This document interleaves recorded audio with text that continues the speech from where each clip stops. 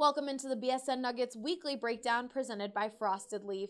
Frosted Leaf, Denver's most innovative dispensary, has the hottest strains, no lines, no wait, and a self-paced direct shopping experience that allows a fast yet comfortable transaction without the awkwardness of a waiting room. Come check out Frosted Leaf's 3 Denver locations and download their app on both Apple or Android. I'm Allie Monroy, and with me today is BSN Nuggets beat writer Harrison Wind. The Denver Nuggets season has officially ended as they fell to the Portland Trail Blazers in Game 7 of the Western Conference semifinals. Harrison, in your opinion, what went wrong during that game Sunday afternoon? I think you could point to a couple things. Anytime you shoot around 20% from three, it's going to be tough to win that game, and we've spoken about that. Anytime the Nuggets have struggled from three, they've struggled to win those playoff games. So when Denver couldn't get anything to go from beyond the arc after the first quarter, you kind of felt like it might not be heading to a good ending.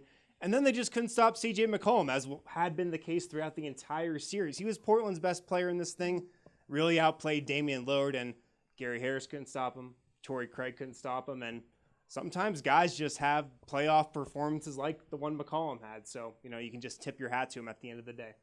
Well, exit interviews happened Monday. What are a few positives you took from the guys? The tone at this year's exit interviews was obviously totally different from last year. Yeah. Because last year, you fall in Game 82, you miss the playoffs entirely. You know you're better than a lot of teams that were in the playoffs, and that's how Denver had felt.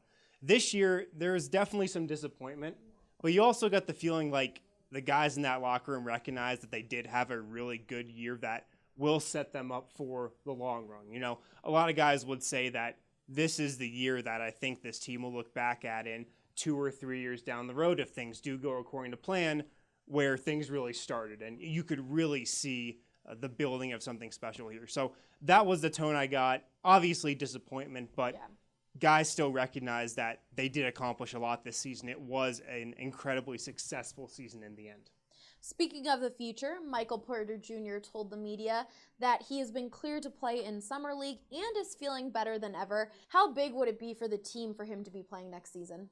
It'd be huge. It'd be huge for a couple of reasons. And without a draft pick in the draft as of now, this seems like it's going to be kind of the summer of Michael Porter Jr. I mean, this guy on paper, he's got a ton of talent. Could have been the first pick in last year's draft if the injuries didn't crop up and really kill his draft stock. So Denver will take it slow with him. We'll see how he looks in Summer League. And then if he can play 10 to 15 minutes a game for this team next year, I think that'd be ideal.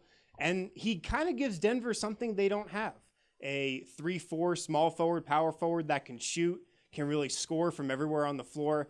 If he can play defense, that's really where Denver could use him. That's a big question mark around him, if he's going to be able to play defense at a level that can get him on the floor next season. But no, it's exciting. And, I mean, if he's healthy, the sky's the limit for him.